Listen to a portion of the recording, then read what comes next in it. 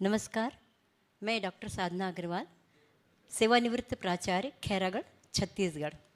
साथियों, आज के इस चैनल में जुड़े हुए आप सभी सदस्यों का मैं दिल से बहुत बहुत आपका अभिनंदन करती हूँ। और जैसा कि हमने बताया था कि यह जो चैनल है वो शिक्षा समस्या और समाधान के साथ साथ में शिक्षा गुणवत्ता में सुधार हेतु समाधान परक पहलू रखने के लिए प्रारंभ किया गया है। साथियों, वास्तव में शिक्षा गुणवत्ता में सुधार के लिए हमेशा किसी बहुत बड़े प्रोजेक्ट की आवश्यकता नहीं होती, बल्कि बहुत छोटे छोटे प्रयास यदि निरंतर किए जाएं तो उससे भी शिक्षा गुणवत्ता का सुधार हमारा 100% संभव है। आज के इन्हीं सब उपायों के साथ साथ में आज जो हमारा विषय है वो विषय है कि भाषा सीखने के 4 कदम और पट्टी और कलम के माध्यम से शिक्षा गुणवत्ता में सुधार कैसे हो। विशेष रूप से आज हम कक्षा पहली की बात करेंगे। दोस्तों, हम जब देखते हैं कि बच्चा जब स्कूल में भर्ती होने के लिए आता है तो बच्चा खाली नहीं आता। बिल्कुल, वह अपने साथ में अपने वातावरण से भाषा, भावभंगिमा और बहुत सारी गतिविधियां साथ में लेकर आता है। बहुत सारे वाक्य जानता है वह और उसका अर्थ भी समझता है। पर कितने आश्चर्य की बात है ना कि जब शिक्षक स्कूल में उसको पढ़ाना शुरू करते हैं तो वर्ण से पढ़ाना शुरू करते हैं, अक्षर से पढ़ाना शुरू करते हैं, जबकि बच्चा वाक्य जानता है। फिर ये शिक्षक को ऐसा क्यों करना पड़ता है, इसके बारे में भी हम सबको जानना बहुत ज़रूरी है। वास्तव में भाषा माध्यम होता है एक दूसरे की भावनाओं को समझने के लिए, और स्कूल स्तर पर भाषा का जो महत्व होता है वह अन्य विषयों को समझने का भी माध्यम होता है। यही कारण है कि हम देखते हैं कि किसी भी स्कूल में प्राथमिक स्तर पर जब पढ़ाने के लिए शुरुआत की जाती है तो भाषा से की जाती है, और भाषा की सबसे छोटी इकाई वर्ण होती है। इसीलिए शिक्षक जब बच्चों को क्लास में पढ़ाना शुरू करते हैं तो वर्णमाला से पढ़ाना शुरू करते हैं।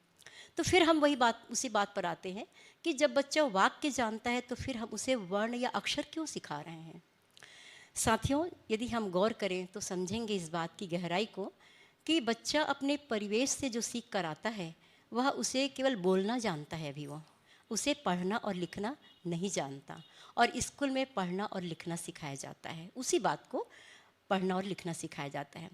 इसीलिए शिक्षक वर्णमाला चार्ट लेकर आते हैं, और जैसा कि ये वर्णमाला चार्ट आप सभी देखेंगे तो इसमें बात समझ में आएगी कि इसमें केवल वर्ण नहीं लिखा हुआ है, इसमें इस प्रकार के चित्र हैं। आम का चित्र, अनार का चित्र, अंगूर का चित्र, केले, कमल का चित्र है, उल्लू का चित्र, इस प्रकार के ऐसे अनेक चित्र हैं। वो चित्र इसमें बनाए जाते हैं जो बच्चा अपने परिवेश से जानता है, और बच्चा इन्हीं परिवेश से जानने वाले चित्रों को देखकर आकर्षित होकर ही शिक्षक की बात को सुनते हैं, और सुन करके वो पढ़ना सीखते हैं। यदि ये चित्र ना बनाया जाए तो शिक्षक को वर्णमाला सिखाना बहुत कठिन एक परीक्षा हो जाएगी उनके लिए। और एक बात और होती है कि जब शिक्षक इसको पढ़ाते हैं तो बहुत ज़ोर ज़ोर से उनको बोल के पढ़ाया जाता है। प्राथमिक शाला में ज़ोर ज़ोर से बोल करके बच्चों को पढ़ाया जाता है। उसके पीछे कारण क्या है? कारण ये है कि शिक्षक इस बात को ध्यान रखता है कि जो भी बोल रहा है शिक्षक वो हर बच्चे तक सुनाई पड़े। तो सुनने से होगा क्या? फिर हम आते हैं कि भाषा सीखने के 4 चरण हैं। इसे हम कदम भी कह सकते हैं: सुनना, बोलना, पढ़ना और लिखना। बच्चा जो सुनता है वही वह बोलता है। बच्चा जैसा बोलता है वैसा पढ़ता है, और जैसा वह पढ़ता है वैसा वह लिखता है। तो भाषा सीखने का जो पहला चरण है वह है सुनना। हमने अभी अभी कहा है कि बच्चा जैसा सुनता है वैसा वह बोलता है। इसका प्रत्यक्ष उदाहरण हमारे सामने है कि हम देखते हैं कि पंजाबी परिवार का बच्चा पंजाबी, छत्तीसगढ़ी भाषा परिवार का बच्चा छत्तीसगढ़ी, और सिंधी परिवार का बच्चा सिंधी बोलना बहुत सरलता से स्वतः सीख जाता है। इसके लिए उसको किसी स्कूल में जाने की आवश्यकता नहीं पड़ती। इसका कारण ये है क्योंकि वो निरंतर इसी चीज़ों को सुनता है और सुन करके वो बोलना सीखता है।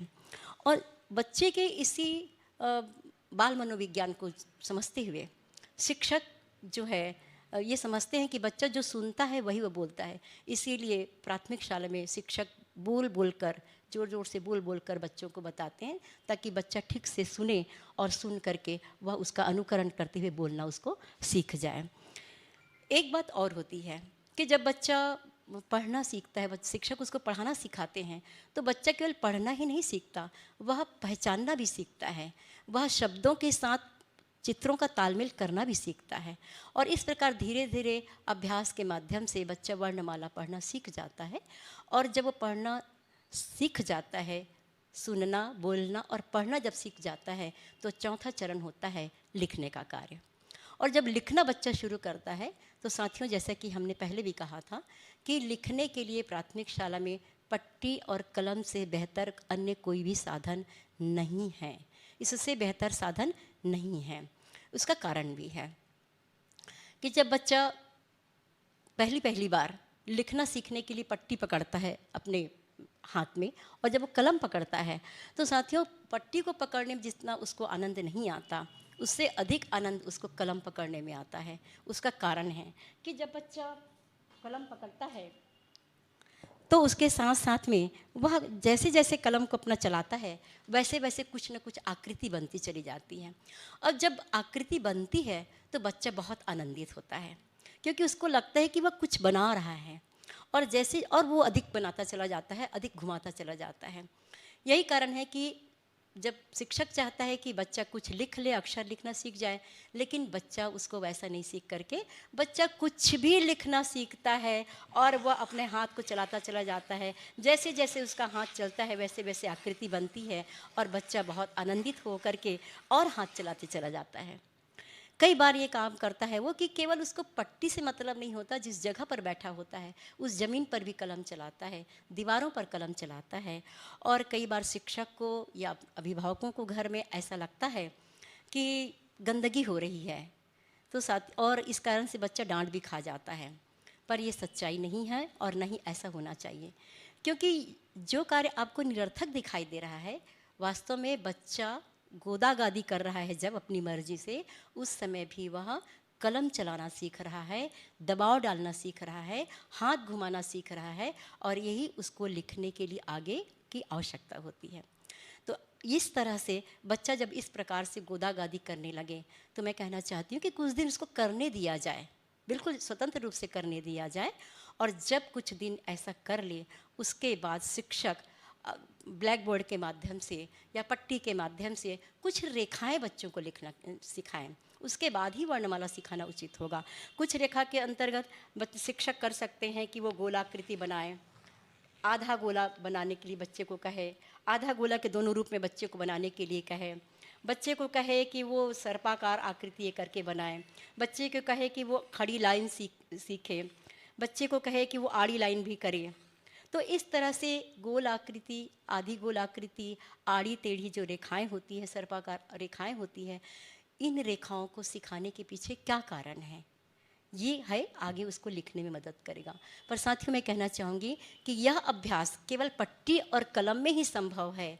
कॉपी और पेंसिल के माध्यम से यदि बच्चे को हम करने के लिए कहेंगे तो बहुत सारी कॉपियाँ भर जाएगी, फिर भी उन्मुक्त होकर, स्वतंत्र होकर बच्चा वैसी पट्टी, धरती को पट्टी नहीं बना पाएगा, वो दीवार को पट्टी नहीं बना पाएगा, क्योंकि उसके हाथ में पेंसिल है जो उस तरह से काम नहीं करता जितना कि कलम काम करता है।